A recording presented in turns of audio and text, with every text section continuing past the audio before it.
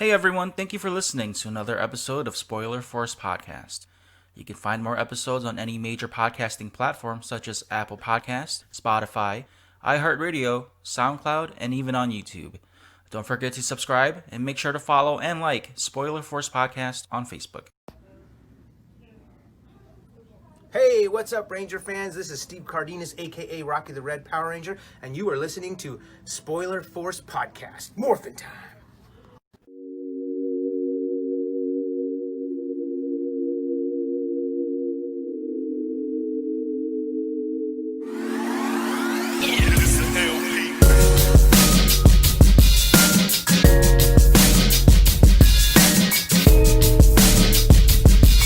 All right, so this is episode 69 of Spoiler Force Podcast. My name is Ricky, and thank you for tuning in. This week's episode is with someone that I've had on the podcast about a year ago, and I've had a lot of fun having him on the podcast. We talked about film, and I got to know him better as a person as well. And we got to we actually recorded at his I believe his podcast studio last year, but because of COVID, we're going to be doing this over StreamYard and just making the best of what we have with this pandemic going on. But without further ado, oh my God, I'm like stuttering my words here. Let me bring in Josh Taube. Oh, there we go. Hey, right. I didn't butcher your last name this time, did I? No, you got it right on. All right. Yeah, so I was slipping up earlier. Oh my God, I'm going to leave that in though. I'm not going to edit that out. No, you got to keep it candid for sure. It's been a while since I've had you on. I think for those who are listening, this episode won't be uploaded till October, but I did have you during the month of October last year, so it's been almost about a year since you've been on the podcast. Yeah, it's been a year. Yeah, it's really it's crazy to see when I think about like when I was starting up with the podcast and everything. It's your studio, right? That we recorded at last time. No, that was Eric's studio, which is called TH3 Studio, but it's a studio that he owns. Okay, perfect. The Keanu Reeves, as you call it. Yeah. You know what? I was watching your guys' was the Film Office stuff earlier last week. And that it still makes me laugh. When I see him when I saw him in person last time, I was like Keanu Reeves, and he didn't really get it at first. Yeah. Oh, I know. He was like, "Wait, what?" Yeah. It's again when I think about when we last recorded, it was just clip-on mics through my phone, just very simple equipment. But now we're doing stuff like this now. So I know it's very fancy. I almost feel not worthy of being on this podcast, Ricky. No, you are worthy to be on the podcast, man. Like, the work you've been putting out, it speaks for itself. And for the listeners who don't know you from the previous episode, you are a filmmaker as well, director, writer, producer, actor. Anything else I'm missing? Well, I'm currently working on a musical as well, so I guess you can put me down as a lyricist too. Oh wow! Okay. Yeah. Perfect. Mm-hmm. How's the pandemic treating you? I know you were kind of going through some rough patches earlier this year. Yeah, I mean, so I think like anybody, when you're secluded to just your room for a couple of months, it can take a toll on you, on your demeanor and how you are feeling overall. But no, I'd say this was a great opportunity to explore things that I've been wanting to explore, write stories that I've been wanting to write and, dedicate the time to. That's why this musical I'm working on, which we had finished and we actually have recorded 7 songs for already, like fully recorded. I've been working with my musician, Matt Ratzel, and my makeup artist, Sammy George. She usually does makeup for me, but I found out she has like a whole background in theater and everything too. And so she's been great as well. But no, it's I realize this is definitely a time where, if you want to do something, or if you wanted to do something, this was the perfect time to do it. Because when would we get another opportunity like this? Not saying like this was a good thing going on, but you know what I mean? Like the opportunity to go like, well, I'm forced to stay home, so I might as well do something while I'm staying home. So there was this idea I had for this musical, which I can't say anything yet, but I just figured I'd let that slip a little bit. I'll send you some stuff on the side, Ricky. Perfect. No, I'm happy for you, man. I know that, again, with this pandemic, everyone's been secluded and being at home. And then, like you said, the time that we get to stay at home, or, we have more extra time on our hands. A lot of content creators have been putting their energy and time into doing stuff like podcasts and writing content and all that stuff. Like just this year, I know like a lot of musicians who were like trying to release like EPs or new songs and stuff like that, trying to promote outside before the whole like stay at home order. But now with everyone being at home using the internet, you're seeing so many varieties of different content that's being made, and people pushing out their product in a different fashion than going out and meeting in person. Now, I did want to talk about this a little bit too. Like, you did a skit a few months ago with imitating your close friends and your coworkers. Yeah. Is that something you just did on the fly? Yeah, I mean, it was one of those things. I was like, I would love to increase engagement on my channel and on Facebook, but also we were just kind of, I don't know where it really came from. I think I just was like, how can I make some content while, again, I'm at home? So I just kind of put out a poll, and I was like, hey, if I were to like, impersonate any of you, would any of you be open to that? Like, would you volunteer yourself? But be careful, because I'm going to make fun of you, And I mean, obviously I felt like everything was a good taste, but still, it was amazing. I mean, we had just under 100 people volunteer to be impersonated, which I didn't realize I had that many friends. It was one of those things. It was like a weird flex on my part, I guess. But no, I was like, it'd be nice to have that. Maybe there's a lot of people staying at home, and if I could do something, give them, an opportunity to laugh or connect in some way, I'm going to do that. And for once, it was one of those videos where when everybody watched it, we were all united for a moment. We were all together. We were all laughing. We were all pointing out, oh, I love your impersonation of so-and-so and that and that. And so it was cool to kind of see for once, just everybody sort of culminate together with the jokes, with the humor and all of that. And I mean, it took me maybe a couple hours to put together. But it was just, it was rewarding in the fact that, people took it so well, and it made their day. It made their quarantine a little bit more bearable, at least for 30 seconds even, I enjoyed your impersonations a lot. To think that you did 3 videos though in total with all your friends that you were impersonating, I thought that was really impressive. Yeah. But it was like the one and done thing, and then you had more replies and more interaction from that first video, and then you just kept going. And then also earlier this year, I think you did also release a short skit, right? The Guess What skit that you did with Al, one of your actor friends. Yeah, so that was in January. I think we released it like in February-ish. That was my buddy Jose Marrero. He came up with the concept for it, and I thought it was a funny concept in itself. So I told him, write me a script, send it my way, and let's make it happen. So he wanted me to play the creepy character, which you see in the film, and it's funny because we didn't know exactly how we were going to make this character work. When he first approached it to me, he's like, maybe you're like an old man. So we tried to go the old man style. I actually wore like all like Sammy actually spray painted my hair gray, gave me sideburns, like some sort of patchy mustache and stuff. So that was like the first attempt when we did it. But then John, the director, John Riggs, he was like, you know what, let's just slap on some sort of like black anime looking wig to the character.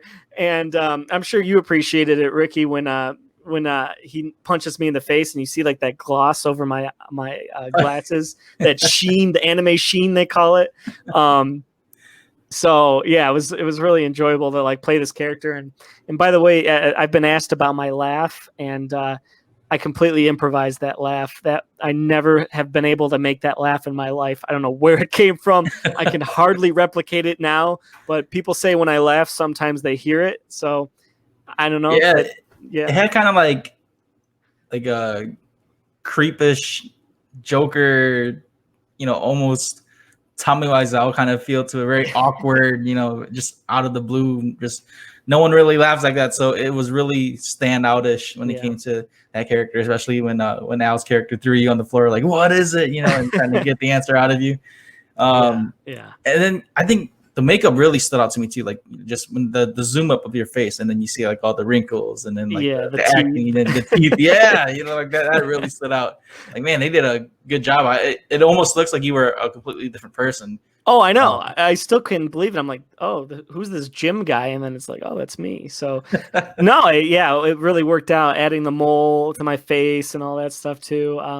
But that's the thing. I'm really enjoying being like character roles now. Like before, I was kind of playing a variation of myself, and I think it's important when you get into acting to try to be something that's completely not you. And for once, I kind of felt like I finally turned into somebody that wasn't me, which was really cool to finally see. I mean, I think that's every hope that somebody who acts, wants to accomplish. Like, oh, that's not Josh. That's Jim. That's Jim. I see. So. Yeah, that with acting as well. Like it just shows you like how much you've improved as well, and what you can do when you improvise. And yeah, I think improvising is a lot harder than people think. What it is, because like you have to really still stay in character, but still kind of come up and be more creative as it's almost like freestyling when it comes to like when it's in rap. Like you have to do it in that kind of fashion and still stay in character, but convince the audience that you're still that, instead of like being like completely off base with what you're improvising. No, it is an art form in itself, I think, and it's one of the skills. I think if you can master improvisation, I think you can master all facets of acting. Now, speaking of improv, the reason why I saved this episode number for you was because we're both fans of The Office. If you guys didn't catch the 69, Kevin loves that number from The Office. So I purposely saved this episode for Josh. Yeah. So, I was gonna say something about it, but I'm like, is it too easy? Is it too easy to make that joke? It's funny too, because like for fans who don't know, I do kind of like, or this year specifically, I did pre-record a lot of episodes.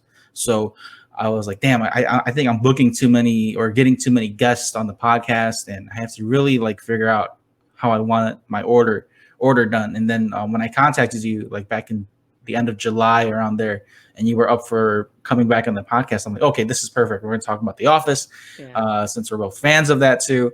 And I'm like, damn, what episode number should I have him on? And I was looking, I was like, at that time, I think I just got done with Wayne Eugenio's episode, which was episode 65. Okay. And I was like, okay, so I got to fill in the space for that. And then I had another episode I recorded like 2 weeks ago before this with a guest from LA. And I was like, damn, I can't mess this up because now my numbers are out of order. So I had to like push her episode to the one that's after this one that'll be airing in October. So your episode will be the first weekend of October. Okay. And then the guest that I recorded 2 weeks ago of today of our recording will be the week after. So I had to like really organize this stuff down. I know it's like really, very cliche for Office fans to, 69, Kevin puts the temperature at that.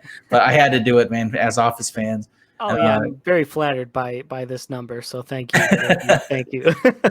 And the reason I wanted to, I guess, just talk about The Office with you as well, because we've talked about like your Film Office short films that you've done on the Blue View Cinema YouTube page, and how your the character you play is a variation of what Michael Scott is in the film industry. And then like I guess I've tagged you in some Office memes before. And so like we have this very common ground of The Office. So again with this episode for the listeners, since this episode will be in October, we're going to be talking about like the some of our favorite Halloween moments in The Office, just our favorite characters and moments. There's no real breakdown of The Office because that'll take a long time. So we're just going to talk about like our favorite characters again, our favorite moments, some of our favorite jokes and stuff like that. So to get this train rolling, is Michael Scott your favorite character from The Office? I mean, is that even a question? So it's really funny because I've been asked that, obviously playing a very similar role, but yeah, I mean, I don't see a better character. I think in terms of like how he acts in society and how he acts with his peers and everything like that, no one acts the way he does. I just don't see a similar character. And if there are similar characters, they came out after Michael Scott. So I see it in my everyday life. There are so many moments, where there are things I've done and said, and people are like, wow, that's really Michael Scott of you, Josh, to do, or whatever. So it seems like there's just a lot of similarities between myself and this character, which I can really relate to. I'd like to think overall I'm a guy that can read the room and won't say things that make people uncomfortable, but occasionally there are moments like that. And with me, just like Michael Scott. But, my intentions are pure, and I think his are too. I definitely, the degree of racism, sexism, all that stuff that he may do, I don't exactly match that per se. But sure, I've made jokes, off-color jokes, non-PC jokes. But I mean, I think we all have at one point in our lives. And it's, I think, still very important to realize that, hey, we can say these jokes that are dark or uncomfortable or whatever. That's the point of comedy. It's to make people feel a certain way and react a certain way. If everybody's agreeable and happy with every joke I say, then maybe I'm doing it wrong. I think somebody needs to be offended when it comes to humor. That's just what it is. It's at somebody's expense. You don't really hear comedy that's like, funny that doesn't, whether it's my expense or someone else's expense. Somebody is the joke within the joke, So, I'd say very much I relate to him on a very spiritual level on a lot of ways. I definitely feel like in my own life, I've been screwed over in a lot of ways that Michael Scott's been screwed over too. He's made mistakes, but at the same time, like sometimes the universe hasn't been so friendly to him either. I feel that way too. There are friends that I thought were friends. Turns out they weren't. There are people that I felt hard for that, took advantage. And I see that with Michael Scott too. So, at the end of the day, he's a human person. And sure, some of the things he says may be, distasteful or whatever. But at the end of the day, like he should be treated like a human being, just like everybody else, and just be taught what not to say and what to say, like anything. The best way we can correct someone's behavior is by educating them, not, crucifying them. Yeah, I agree with that. I think with Michael Scott's character, that's what makes him so great in the show, is because even though he makes those kind of jokes that offend people or do things that offend people, because that's his character. He doesn't think before he acts. He just, again, improv. He just improvises a lot of the things he does. But throughout the show, though, you see that he does evolve and he does learn from those mistakes and he owns up to it. And even though he does like screw people over sometimes or does like mean things intentionally, he does learn from that lesson. And I think with his jokes too, one of the ones that I enjoyed the most was his Ping act back in season 2, when he does. During the Dundies, he's like, I'm Ping. He has the glasses on, and then the camera shoots to the Asian girl in the back. Like, that's one of my favorite moments, because that's how, I don't say dumb, but that's how like unattentive his character is. He doesn't realize what's around him, so he's just doing comedy that he thinks is funny. And I think that's what's great about his character. And like you've said, comedy does come at someone's expense, not in a way where it's intentionally to make fun of someone or bring someone down. But you have to be able to relate to the joke. And it's such a difficult time, especially right now with comedy and being PC, and then with people talking about like The Office should come back in 2020 with Michael Scott's thoughts. I don't think that'll ever happen, because if people were already like offended with certain things that happened this year or late last year, Michael Scott would offend everyone if they kept him the same way. Yeah. I mean, Steve Carell's actually said that he's like, The Office would not age well, or hasn't aged well in a sense. But again, that's the thing. That's the problem. And I hate sounding like one of those old people that are like, oh man, I miss the old days when it came to certain things. Or people are, I do think people are a bit more sensitive than they used to be. I think it is important that we do acknowledge certain things that are not okay. Like, wearing blackface, I'd say is not okay. But I also think that to condemn somebody that wore blackface or did a offensive joke 10, 15 years ago, and it now comes to light, and I don't think that should cancel somebody's career, because again, I think that person probably learned, how to evolve in their comedy and what they are, their presence, compared to what they were 10, 15 years ago. So I think that kind of stuff, I think, is just very unfair to a lot of artists. It doesn't matter who it is, but like I know Jimmy Fallon, I think, had a whole thing where he wore blackface. He was impersonating Chris Rock for SNL. For one, SNL should be the one that gets the blame more than Jimmy Fallon. I mean, they asked him to do the joke and he did it. So, if a network is saying, or a show is saying it's okay to do it, then I think they deserve more of that blame than the actual actor who did it. And sure, yes, he had a choice, but at the same time, again, we were at a time there where that was socially acceptable. Yes, now it's not acceptable, but do we see Jimmy Fallon walking around in blackface in the year 2020? The answer is no. Right. We don't. So I think that part of it is very unfair. But yeah, I think with this culture, I do think it's very disappointing, because I have to really watch everything I say. I got to have that certain type of presence. Everything's got to be good, because, when things become bigger in my career, the last thing I want is somebody to be like, well, you said this thing in 2013, or you made the film Office, and then that's like a whole thing. But, so that's the frustrating part of all of this, is like, people are always going to find a way to tear you down and destroy your career. And at the end of the day, I think you need to apologize for the things that matter, and the things that don't matter and were acceptable at the time, I don't think you need to apologize for, but you can definitely explain to your fan base, hey, I've evolved since then. Why don't you look at what I'm doing now?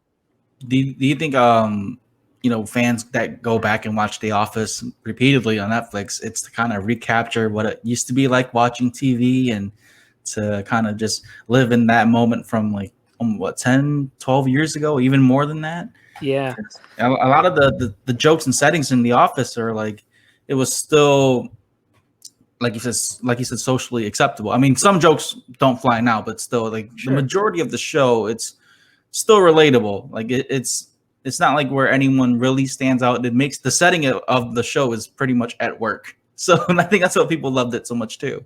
Yeah, and that's the thing too. I don't think, like, they were talking about, removing some episodes or segments or things like that because of, the nature of the episode.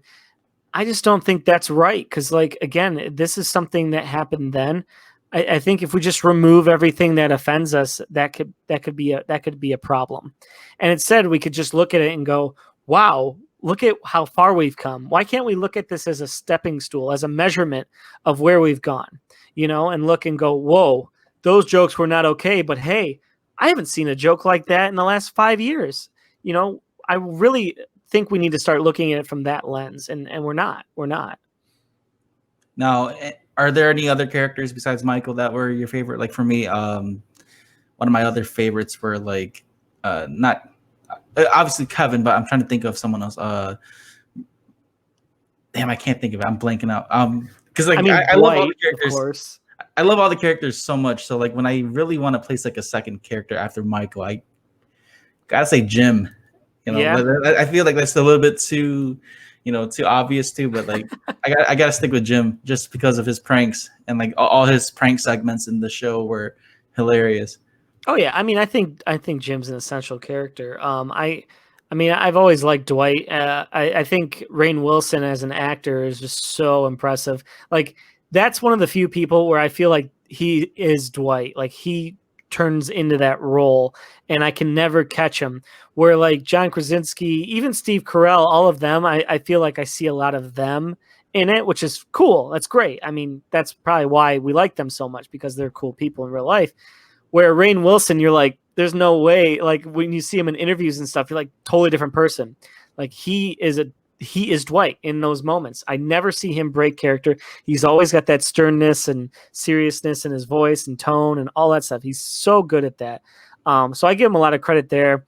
But I would say outside of that, well, I don't know if he's underrated per se, but I do really like Creed. I like Creed. I actually saw him in concert like a year or two ago. I didn't get to meet him, but I was front row. I got to see him play the guitar and That's awesome. play some music. But he has not aged since the show. He still looks the same. Yeah, I saw him in that Amazon show. It's that VR one. I don't know if you've heard of it. I don't think so. Gosh, I whatever. It's a new show on Amazon that came out. It's all like a VR afterlife type thing, and Creed was in it in the episode, and he looked the exact same. So, and that show came out this year. So, I don't know. I'd like to know the elixir he's using to say the same. It's probably the music that he's doing. Maybe because I never knew that Creed himself was like actually a musician way back, like in the 70s around there. Yeah. Before that, I never knew any of that. I always thought he was just an older actor they picked up, and then hearing him talk about like how he played music and then how he kind of just jumped on The Office as an extra, and then he stuck around, and now he was all the way till the end of the show. Like he was there as an essential character too. So I think that's great that someone like his character is. A lot of the jokes, like they go over over the top of people's heads. Like a lot of people don't really catch his jokes, and I think that's what makes his character great too. Yeah. No, I do like that. It's very subtle, and every time they use him with purpose, and so I think that's why he it's always a home run whenever he speaks, because they pick precise moments when to use him. I think one of my favorite moments of Creed is not so much with him in the scene, but I think it was like the episode where Michael got lost, and then he tries to dine and dash out the restaurant, and then the camera goes and it's Creed's picture right there next to Michael's. I like subtle moments like that where it makes it so much more funnier. Oh yeah, I mean just ending the show with him going to prison, like at the end of it, just right on the camera's right on his face. He's like talking like and just says this, very uplifting, like he's learned his lesson and everything like that. And he's like, "All right, boys, take me away." Now, for me, when I first actually got into The Office, I was late into getting into the show. I was like my senior year of high school, 2011. It was like the last month or so, and my algebra teacher was in love with The Office. Like everything that we would say in class, he tried to direct that into that our conversations to a "that's what she said" joke. So like he would say that a lot in class. So it got like I was saying some of the things from time to time, and then I was like, damn, where did he get that from? So like our last week of senior year, he put on seasons 1 and 2 of The Office for us to watch, and then after that, after I graduated, I started watching it on Netflix, and then I got hooked since. For you, when did you get into The Office? Did you watch it when it first premiered, or was it after? I mean, it was probably my senior year too, but it was 2009.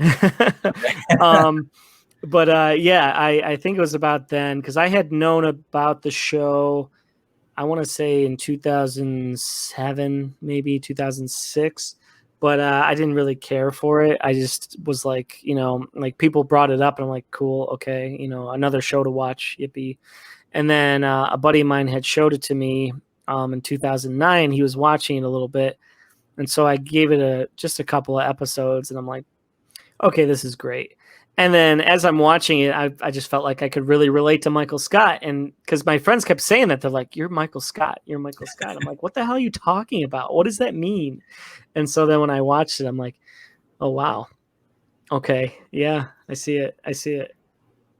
And so I think with Steve Carell's acting too, it's like he was such a, I guess you can say he's kind of like a late bloomer, sort of, because like I don't think he really got exposed in the media until like The Office started kicking up, and then like the Bruce Almighty scene that he did that really Oh stood yeah. out too. So like at least for me, I didn't get to know his like who he was as an actor until that, and then after The Office, I was like really just obsessed with his career and how he got to where he's at, and then what he does like after The Office and stuff like that. So I really, I'm really glad that I did get to watch The Office and see how he was as an actor, and that he was, very comedic and as annoying as his character was at first when I first watched it, I came to just love his character and the show overall. Yeah. Did you ever watch the UK version? I know that's the original. Oh yeah, the one with Ricky Gervais and Martin Freeman, I think. Yeah. I watched like a season of it. And then honestly, I got kind of bored. I mean, I love Ricky Gervais, and Martin Freeman is like a phenomenal actor. I think he's great. Like I love him in Fargo. If you've ever seen the show Fargo, he's fantastic in that. And then of course The Hobbit. I think he's good in that too. But no, for me, if I had watched the UK version first, I bet I would have liked it. But I think my issue is I had seen, the US version, seen what they did with that, and then just like, it's just better to me, it's just better. So it's like, you're watching it and you almost feel like they're trying to copy The Office US version, even though they originated it. You're like, nah, you copied it.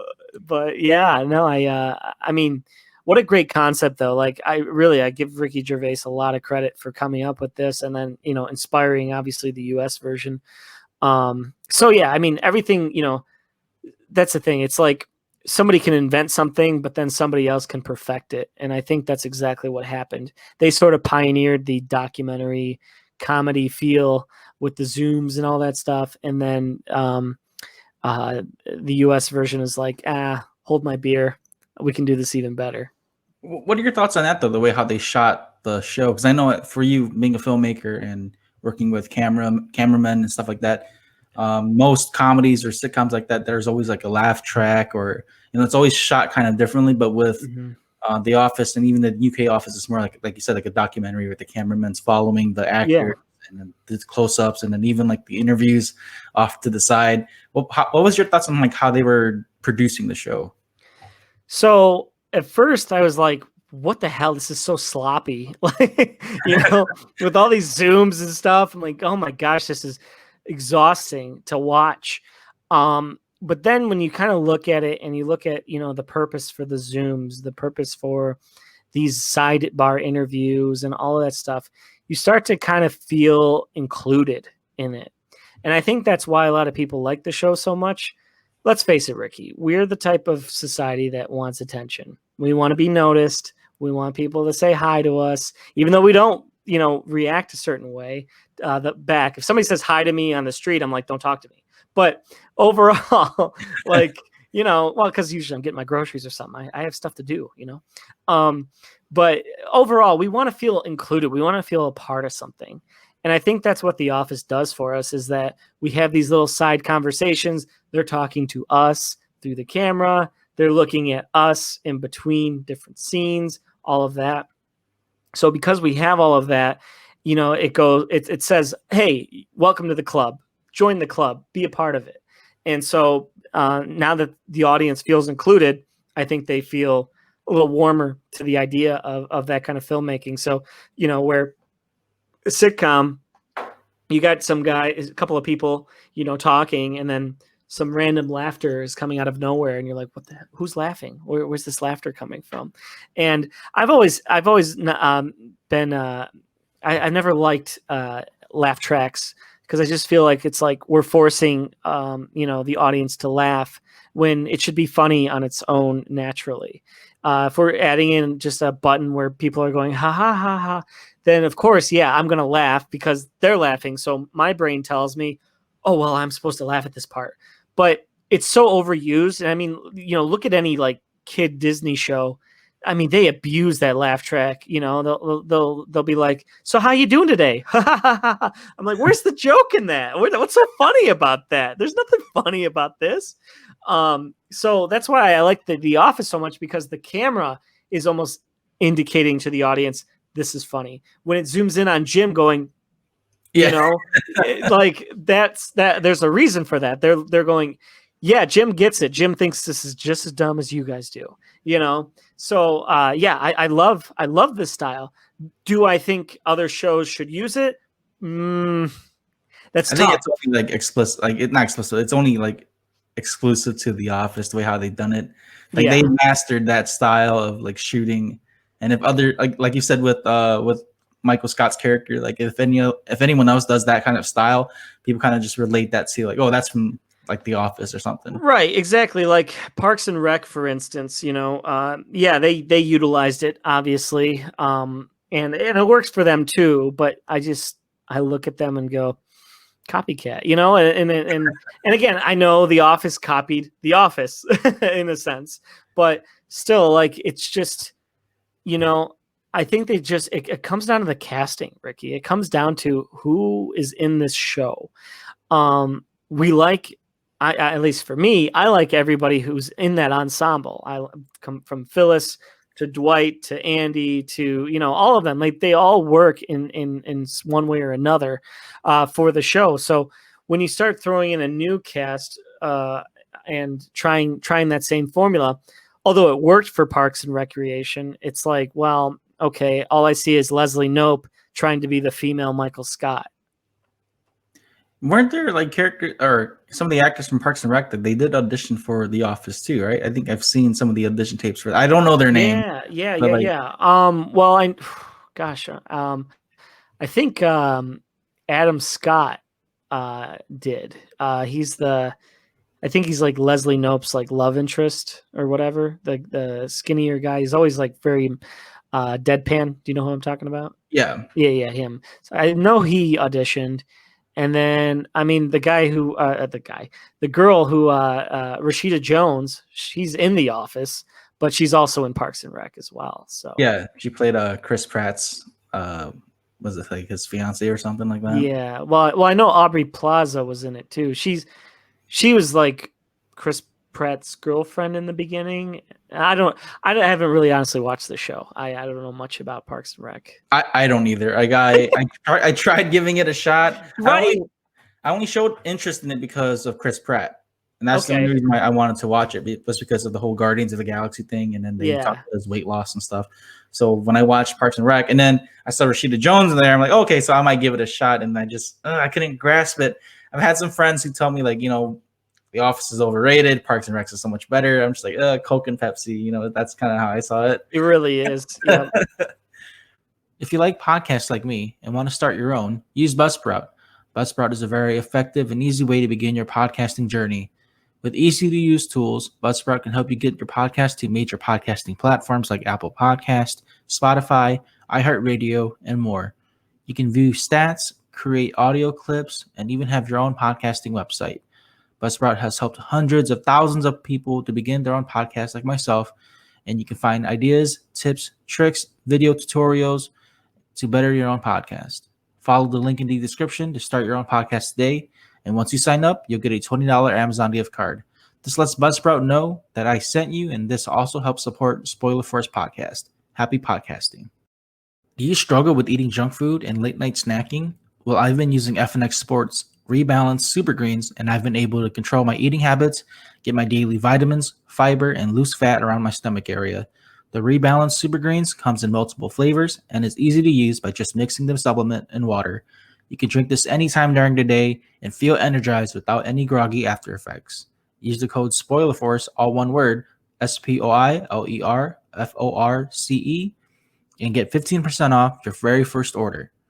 And, you know, to continue on with this Office topic, The Office has so many great episodes when it comes to like the seasonal stuff. And like I've said, we're going to talk about some of our favorite moments, but I really wish they kind of did more Halloween stuff in the show. I know I have like a list here from Screen Rant of like some of the episodes that they've had.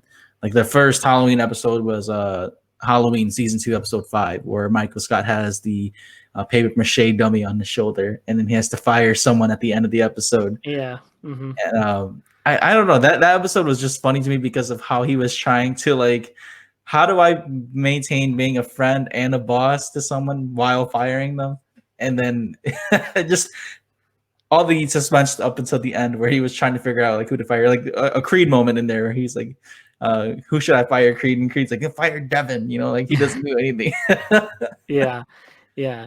And I mean, that's the thing. It's great. He's like, well, what if you resent me after if I keep you on? He's like, I won't. It will be totally different. And then he gets all theatrical with it. And I love that. And he's, but yeah, when he's sitting in the chair and he's like, all right, Creed, we got to talk. And he just like spits out his Dracula teeth in the middle of the conversation. I think another good moment that I liked too was how he was trying to get Jim. I think he was doing like reviews and stuff too. So he was like trying to get Jim to like, come to my office and pretend fire me. So, oh yeah. He's like starts slapping the table. He's like, I'm gonna kill myself. And then, that's the thing about Michael Scott's character. He's so over dramatic with the things that he's trying to do, and then he doesn't want to hurt anyone, but he ends up doing it anyway. So there's really no point. He goes to 11 just at the most random times for sure. Like even towards the end, like right when he tells the character Devin, like, I have to let you go, and then like he still tries to make amends with them. Like here's like what I think he tried to give him coupons or something like that. Yeah. And he's like, no, I'm not even gonna bother to even talk to you. Another episode was I think this was just a cold open that they have, and that's the great thing about The Office too. All their cold opens that they had for each episode. This one was from season 5, episode 6, the employee transfer. This is the one where like they showed Creed, Kevin, and Dwight dressed up as the Joker. Yeah. Heath Ledger's Joker, and Creed comes in like, let's put a smile on that face. And like his looks really good, and they shoot to Kevin. He's like, "Damn it, Creed! I've been up since 4." And it's like his costume's so bad compared to Creed's. And then when Dwight came in the elevator too, that was a good one where like it shuts in on him when he's like mid speech or mid like quoting the line. Oh, it's so good. Yeah, no, what a great opportunity to like jump in on that, because it's so true. Like whenever there's like this fad going on, right? Like some new character or some movie that came out, like for instance they were joking about Suicide Squad when that came out. They're like, well, let's see how many women are going to dress up as Harley Quinn this year. Like it's the same deal with the Joker. Like as soon as the Dark Knight came out, it was inevitable we were going to see a bunch of Jokers by Halloween. Yeah, I think the Office during that time, like from seasons 1 to 9, like they did a great job at capitalizing big events too. Just even though whether they were like big moments or small moments, they kind of just included it. And I think that's what's great too, because it made you feel like they were moving in the same timeline as we are, like just living out our regular lives. Exactly. So it made you feel like these characters were more like at home, sort of. Oh yeah, no. Any time to stay relevant, I think is important. It's just sometimes you want to try and like be careful with something like that too, because then after a year or even a few months, that thing becomes outdated that you talk about, that reference. So you want to pick something that's like really pivotal to pop culture, like the Joker, that's going to be talked about for decades. So you can use that in your show. Another Halloween part, it was like another cold open, which I never knew this. I just found this out today, was the Koi Pond episode. Yeah, apparently it premiered. When it premiered, it was like a Halloween open, but then Michael Scott's character was trying to do like suicide awareness. And then it didn't really work. Like, the joke in the show was, comical, but like to use that on TV with people watching it, I understand why they pulled it. Yeah, I mean, right. Again, it's one of those situations where, we've definitely evolved. I mean, I have a pretty dark sense of humor, so I thought it was hilarious, but I totally understand why it needed to be pulled. Like, I get it, but that's the thing. Again, I try to laugh at everything. So that way, nothing can bother me in that sense. But at the same time, yeah, it is for other people, especially in this day and age. No, we don't want to make light of anything like that. But yeah, but damn, at the time, it was pretty funny. Very dark, but very funny. I don't want to, make light of that, because I know I think what is it today or yesterday? That was Suicide, Prevention Day. Oh, geez, was it? Yeah, so that's why I don't really want to make light of that too. And if anyone is listening that feels that way, please Well, call thanks, Ricky. Suicide Hotline. That's available 24/7. Yeah. But Michael's character was trying to do that. Like he was trying to spread suicide awareness by being ironic. By poorly, demonstrating it. Yeah. Mm-hmm. And so I think that's what, in a sense, like you said, you got to have really dark humor to understand it. Like that's what made it funny, was because his character is like that. He doesn't think of the repercussions of it. He's just doing it, thinking that is a good deed, and then it just ruins it for everyone. And that's kind of like how his character is too. Yeah, and that's the thing too. Like, for me, like I found the humor in it because, well, maybe not that specifically, but like I've been somebody who has gone down a pretty dark road myself. I've definitely had thoughts of it for sure. And so like, I'm able to laugh at it because for me, like it was a large factor within, I think high school, college, things like that. We tend to go down that road, especially hormonal, all that stuff. There's a lot of stuff going on that can bring us down that road, but it's important to like remember, like, the things that you go through in that regard are temporary. And so yeah, I'm able to laugh at it because I'm never going to go down that road again. I've learned to conquer those feelings. So when it does come up and stuff like that, I'm like, yeah, you know what, I got past this. And so I think that's wherein lies the humor for me. Yes, I can relate to that as well. Yeah. Because it's different for everyone, especially to anyone who's listening. It is different for everyone, and again, we're not trying to make light of this situation or the joke that was in the show, which is why they pulled it. Of course. And if you do watch the Koi Pond episode, it's a different cold opening. It's him and Jim talking in Jim's office. So again, I never knew that was the case. Because I watched The Office through just Netflix, not when it aired on TV. So I never knew that until today. So that was very brand new to me. Shows how much of an Office fan I am, because a lot of the diehard Office fans would be like, "Oh my God, you don't know that?" Like that's news or something. No, that was definitely talked about quite a bit, that episode. Just in general, there was a lot. There's just a lot in that one. So, it's a big one. The next Halloween episode was the costume contest, which was actually one of my favorite ones too, because this episode was based on Halloween, so they had to dress up in costumes and compete for Pam's coupon book, and then Oscar being the rational consumer. That was a pretty fun bit that they had with this character, with his character being more sassier than the other characters as well, and then I think that there was just one part that really made me laugh. And again, it's to Michael's character, where he finds out that Daryl had his plan approved by corporate and Gabe. So he has the ream of paper in his shirt, and he goes to Daryl's office. He's like, Blackula. And then Daryl looks at him like, no, Dracula, corrects him on the spot. And I thought that was just the humor between him and Daryl is just funny, because it goes back and forth. It's subtle, subtle like jabs at each other. Like Daryl would imply like pop culture references to him, or like very things from like the hood to Michael that Michael doesn't understand.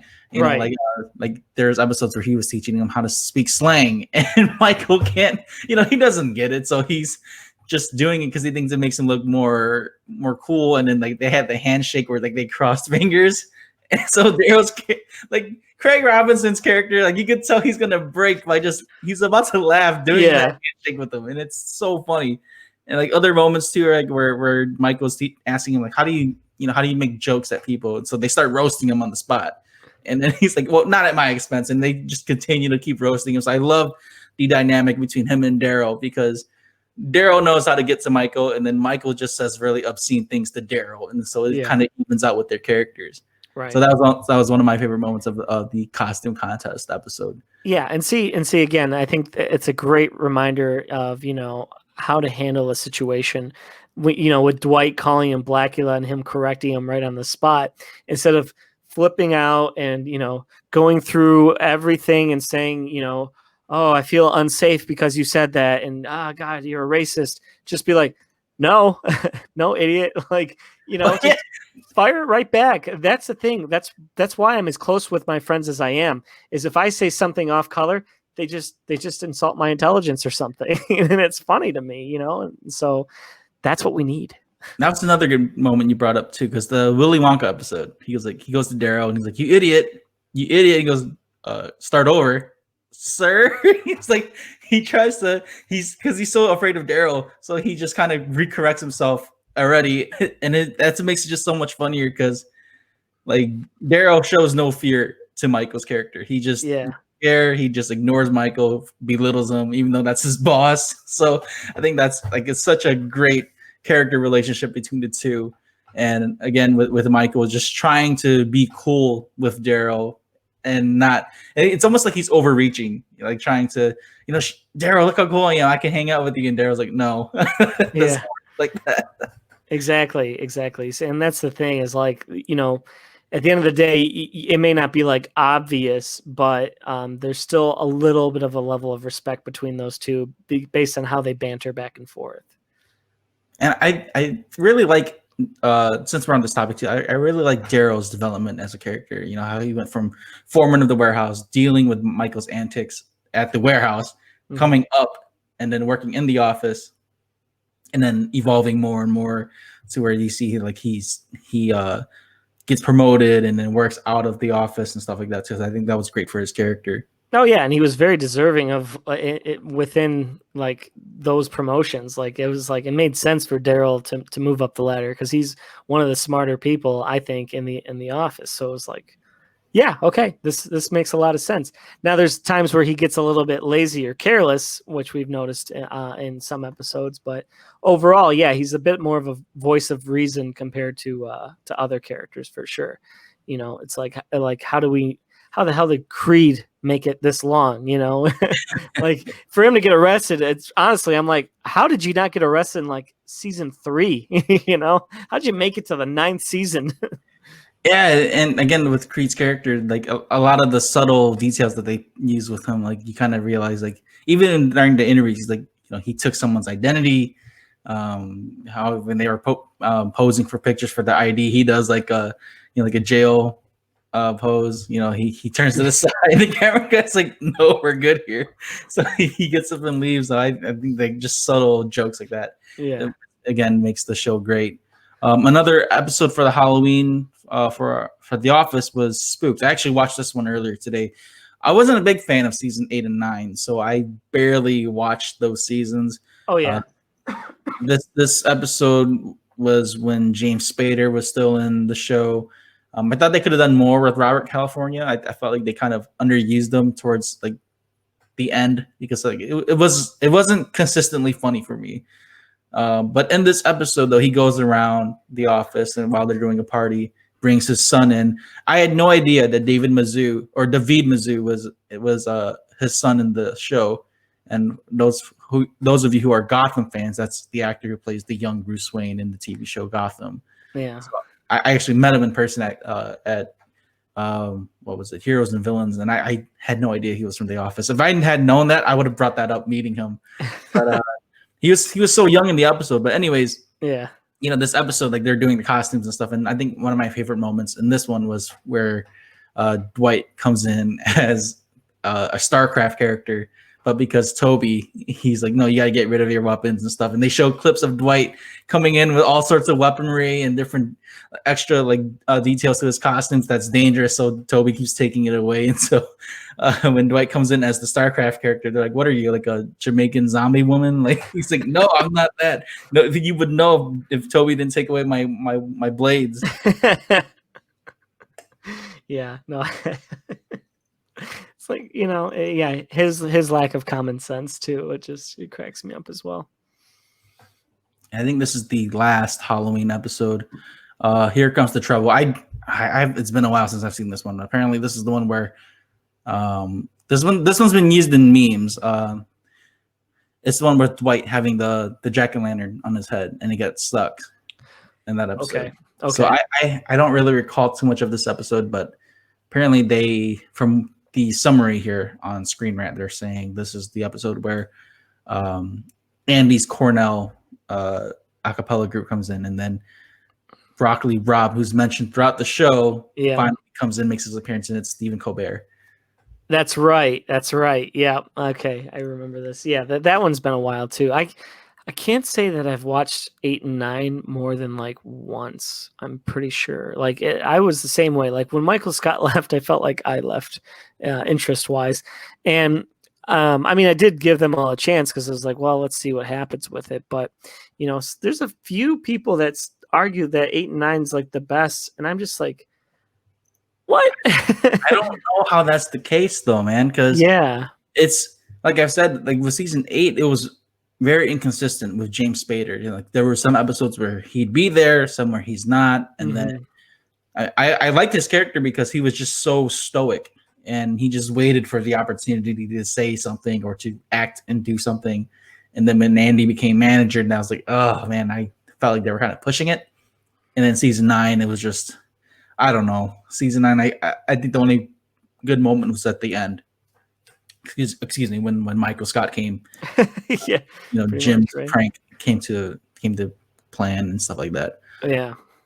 But I agree with you too. Like up to season 7, then I kind of just, all right, I start over again. I don't really watch through the entire thing. Yeah. No, I mean that's how I feel because well, it's a thing. Like there's some shows you watch because of specific characters, and for me, it was Michael Scott. That was everything The Office was to me. And I honestly feel like if he was not in there in the first 7 seasons, if it was just like somebody else, I feel like I wouldn't watch it. I wouldn't have watched it at all. I would have probably just been like, whatever, and then just moved on from it. So no, I'm glad. I mean, I love Bob Odenkirk as an actor, but could you imagine that's Saul from Better Call Saul? He had a cameo in The Office too. Yeah, he was supposed to. They had him in mind to be Michael Scott, and he auditioned and everything. But then when Steve Carell came in, they're like, "That's the guy," But yeah, it was going to be Bob Odenkirk most likely. When you watch those audition tapes from when they first started, you kind of just see the magic happen between like how they chose these other specific actors. I mean, there was tons of great actors that auditioned for these roles, and then when they showed the audition tapes for the ones that we see now that's in the show, they just captured those characters so much. Like there's a big difference with how they were reading the lines, how they interacted with the camera. I think one of my favorite ones was like John Krasinski's audition. Like he was so natural, just being Jim. Right. Just reading the lines, and he even had like a little bit of a hesitance and stutter with Jim's character. You kind of feel like he didn't want to be at the office, that kind of ordeal, like from the first episode when they introduced Jim. Yeah, exactly. And since you talk about Michael Scott leaving, there's an episode where he shows his The Office, his movie Threat Level Midnight, and I know they during the quarantine they actually showed the entire Threat Level Midnight movie on YouTube. Did you get a chance to watch that at all? Yeah, I actually did see the whole thing. I liked it a lot. It was great. Seeing the whole movie was it was I didn't know they actually had done that. I thought they just did like certain scenes and stuff like that. But yeah, watching the whole thing was pretty cool. I had seen it. And again, what did you think of how they shot Michael's movie? I mean, it was impressive. It was impressive. Like for this like B movie feeling thing, it was really, really impressive to see. So, no, I thought it was cool. Like, really high budget for an office, office budget. But it was, what was it? There was just, like majority of it was very much, what we had seen in the episode. So like, but there were like little things, which I can't think of now, but that I was like, oh, okay, that was a nice addition or whatever. But it was just cool to see them put that out. It was definitely something the fans, I'm sure, really liked.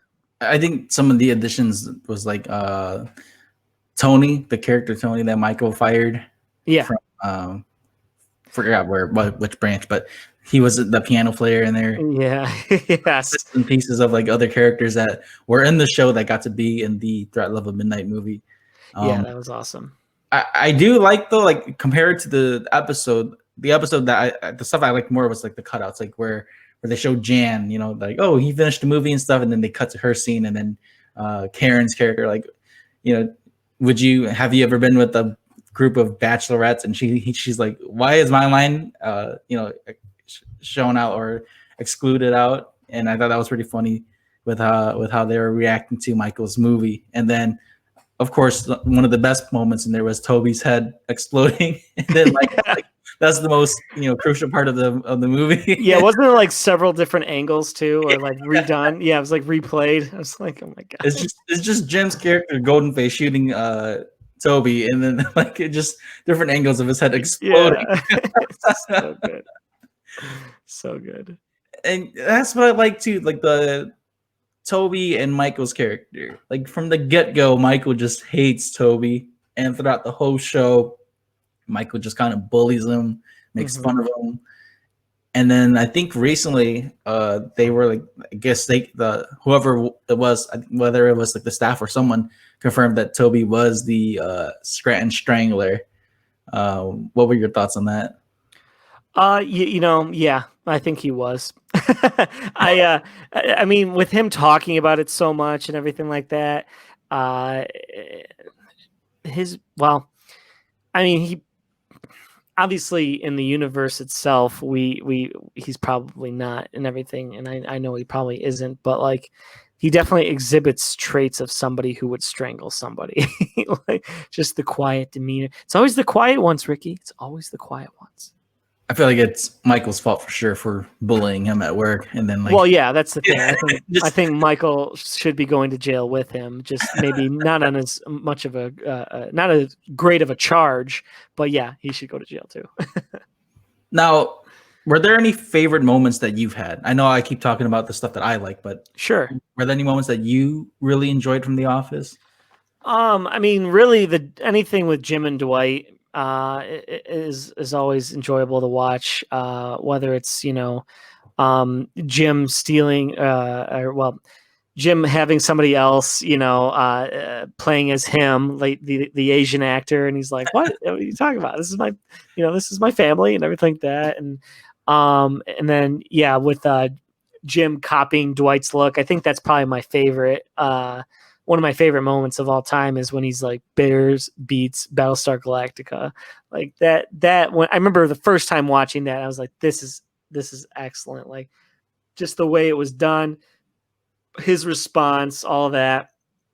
But yeah, I'd say really it's funny. Like some of the more favorite moments don't really have Michael Scott in them, and I don't know what that says about me and my taste with that since he's my favorite. But like, that's the thing. I think there's so much good going on with Michael Scott that like, it's hard to point out like a favorite scene with him. I'd say primarily it's just the things he says, like, now I'm not superstitious, but I might be a little stitious. Like I use that one a lot. Just that where he's just those off the cuff improvised interviews where he's just sitting there and he's talking about something, says something, waits a beat, and then we move on to the scene. Like there's just something that he has it down to like a science on how he approaches every interview question in a sense. Like, something great's going to come out of his mouth when he has an interview. You're like, okay, what are you going to say, Mike? What are you going to say? And then when he does, I love his date Mike, nice to meet me, that whole thing. I mean, I was that for Halloween last year. So I got the hat, flipped it over. I bought a Funko Pop of that. Like that was an exclusive. Oh, fantastic. And then I even got the Jim impersonating Dwight Funko Pop as well. I have the original Michael Scott one myself. Nice. So I also got Prison Mike too. Prison Mike. Really? Yeah. That's fantastic. Yeah, they're in my room somewhere, but like I got that, and I had to get Prison Mike just because of that scene. The way how he thought jail was compared to what it really was. Yeah, just the face. And then the way how like Dwight's character is like Prison Mike, how was Prison like? And Angela's just like, don't encourage him. Yeah.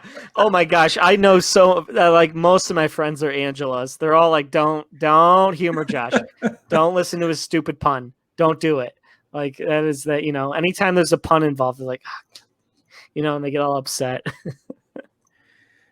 Yeah, they just I don't know. Man. Like again, with improv is the best way I can explain Michael Scott's character, because even when he had like his improv class, boom, Michael Scott or Michael Scott, Yeah. they even had Ken Jeong in that scene, and everyone's just like, oh, it's so good. He's like, shooting boom, everybody. boom, boom. Yeah. Like, he ruins the whole scene. Yeah, he's like, you didn't check in my shoe.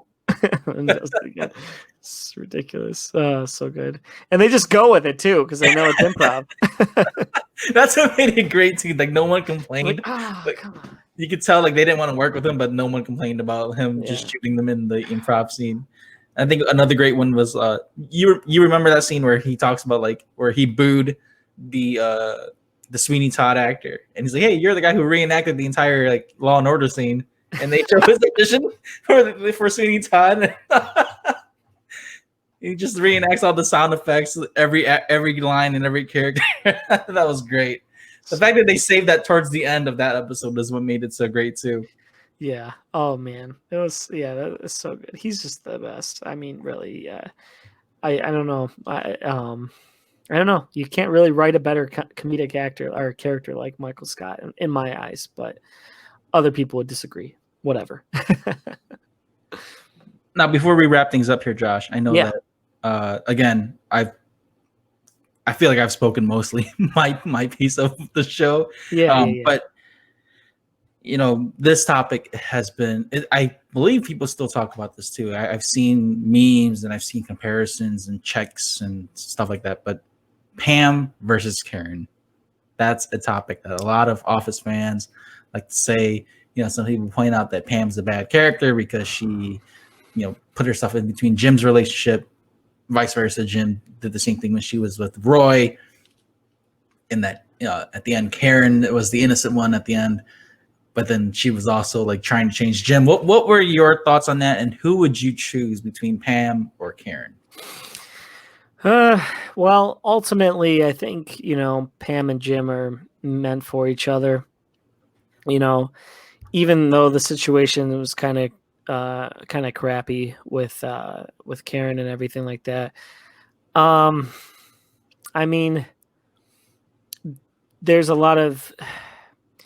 I'm trying to think about it because it's not like they were intimate with each other while he was dating Karen.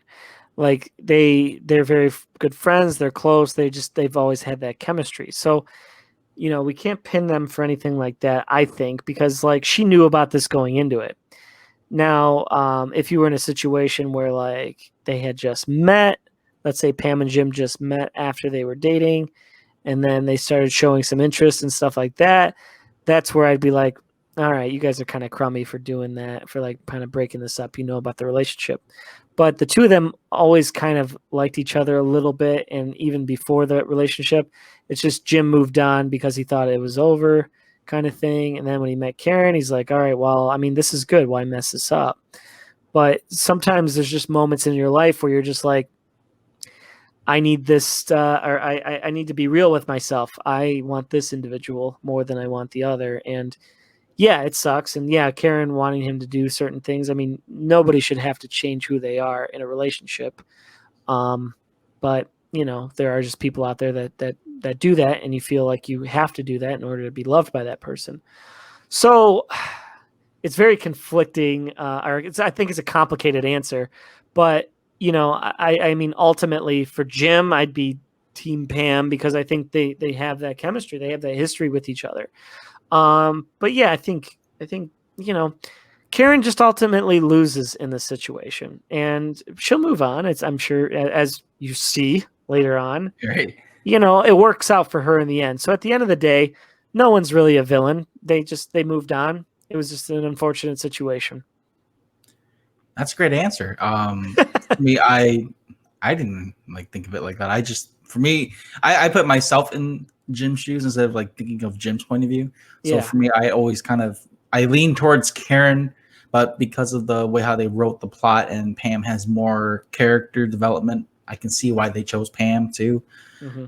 But you mentioned that Karen moves on eventually, and that just makes me think of the scene where Michael's like sees her pregnant, and he's like, "Is that Jim's?" And she's like, "Oh God, no!" Like like how insensitive Michael is. Like Yeah. he's trying to be, So bad. like he still wants to include Karen, but then like his mind just goes off to 11 and just is that Jim's, and Yep. it just Yep. makes it so awkward. I know, man. Gosh, so bad. Man, I've enjoyed having you back on Spoiler Force, Josh. It's Same. great to catch up with you and talk about The Office. Hey, man, happy to be on at any time. I know for anyone who's listening, again, we weren't breaking down any episodes or stuff like that. So it's just I want you guys to understand that as Office fans, I just wanted to let listeners know that we enjoyed The Office and the characters and stuff. So love it. Please watch The Office if you have not watched it yet. It's a fantastic show. So, Josh, did you have any, can you let the listeners know how they can reach you if they're interested in your work and stuff like that? I'll also be sharing, your, your Guess What short film that you did. Oh, yeah. Thank you. The description too, so that way they can watch, your acting scenes. But yeah, we let them know how they can reach you. Absolutely. We have a new sketch coming out either this month or next. It'll probably be pushing into next, I'm assuming. But it's called Quarter Century, and I'll be the star in that one too. So keep an eye out. Part of the Comedy with Errors series. But yeah, easiest way to reach me or reach our work is blueviewcinema.com. Or just look for that name in literally every social media feed. Facebook, Instagram, hell, Pinterest we just got. Twitter, we're not really active on. I mean, we have it, but don't reach out to us there. Do Facebook and Instagram, Blue View Cinema. It is spelled like it sounds, and it's literally on the ticker. Yeah. So, just look for us there, and drop me a message. Let us know what you think of our stuff too. And for anyone that's like a local Michigan actor, reach out to Josh so that way he can try to look at your work as well. I know you're willing to work with a lot of people as well to grow your brand and stuff like that. Oh yeah, I love working with new people. Definitely, and that's the thing too. That's what I like about having you on the podcast too. Is just a lot of people don't think about like local film sets or film teams and stuff. Everyone's always trying to think big, and I think it's great that guys like you who have projects like this, you get to reach out to whoever you can and work with whoever you can as well. Oh yeah. So also, any stage actors too. We plan to put that musical on stage, possibly 2021. So, anybody on the stage, I can't wait for that. I'm gonna definitely tune into that. I can't wait to see how you're gonna do this musical as well, because I think musicals pretty challenging task. Oh yeah. Well, we'll need to do a podcast on that one, Ricky, because there's a whole thing about that. Oh yeah, I'll once you guys have it all like uploaded and stuff like that for viewers to watch, or if even in person or something like that. Yeah. If this pandemic ends, we'll definitely talk post production as well. Oh heck yeah. We can break the details on for that too. But thank you guys so much for listening. Again, thank you so much, Josh, for being on the podcast. Love having you on. Yeah. Again, check out his content and his work. All the links will be in the description below of the wherever you listen to on Spotify, Apple Podcasts, YouTube, and SoundCloud, or wherever.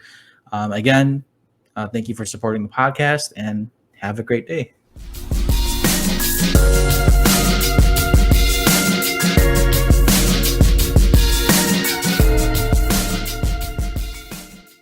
If you enjoyed this episode, make sure to follow, like, share, subscribe, and rate Spoiler Force Podcast.